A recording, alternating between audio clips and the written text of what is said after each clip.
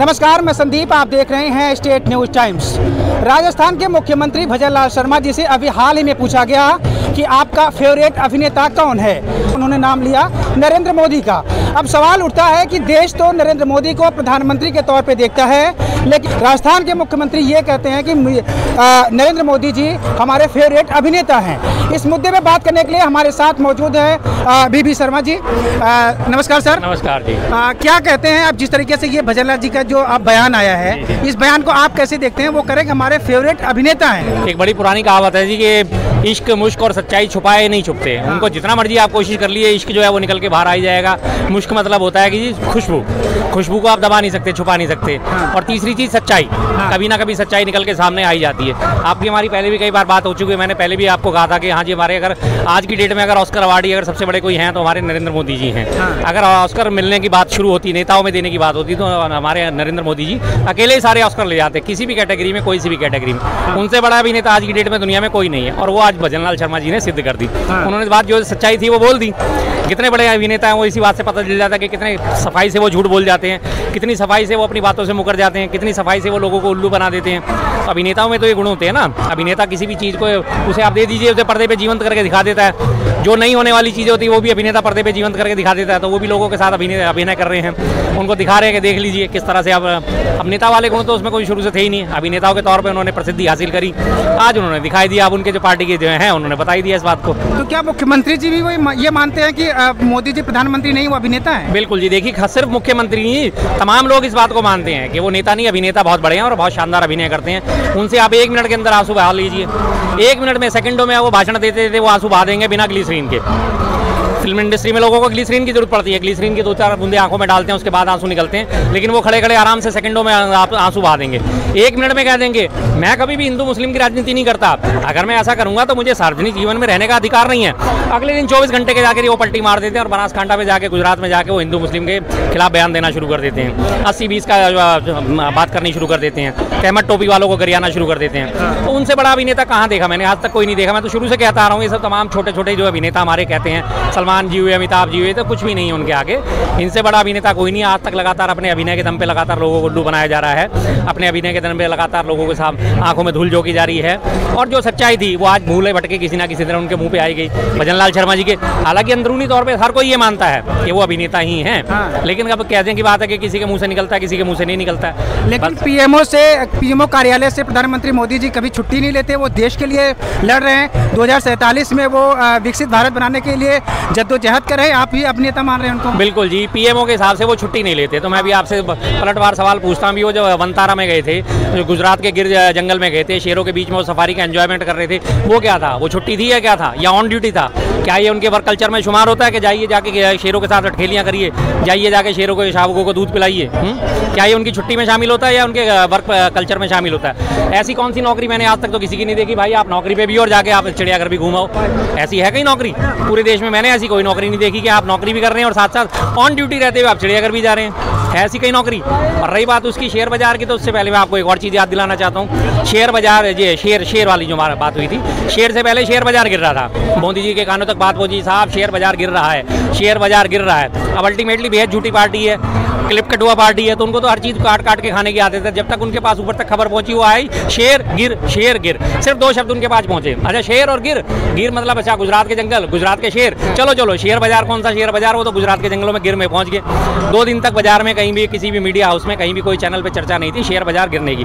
लाखों करोड़ लोगों का डूबा, लेकिन उसके बारे में कोई चर्चा नहीं। चर्चा किस चीज़ की थी? प्रधानमंत्री मोदी जी शेर के शावकों के साथ गए, उनको दूध पिलाया, उनके साथ अटखेलियाँ करी, उनके साथ जहाँ टाइम बिताया, उनका रेस्क्यू करा, और वो सब चीज़ें। वो शेयर बाजार को सब भुला दिया। शेयर बाजार भूल के शेर गिर, बस ये 2 चीजों पे कंसंट्रेट कर दिया। तो मोदी जी का तो प्यार दिखता है ना कि वो जीव जंतुओं के प्रति, पर्यावरण के प्रति कितने, मतलब कि वो। बिल्कुल, मैं मानता हूँ उस चीज़ को, लेकिन कम से कम छुट्टी तो लेते। फिर ये घोषित क्यों करते मैं छुट्टी नहीं लेता?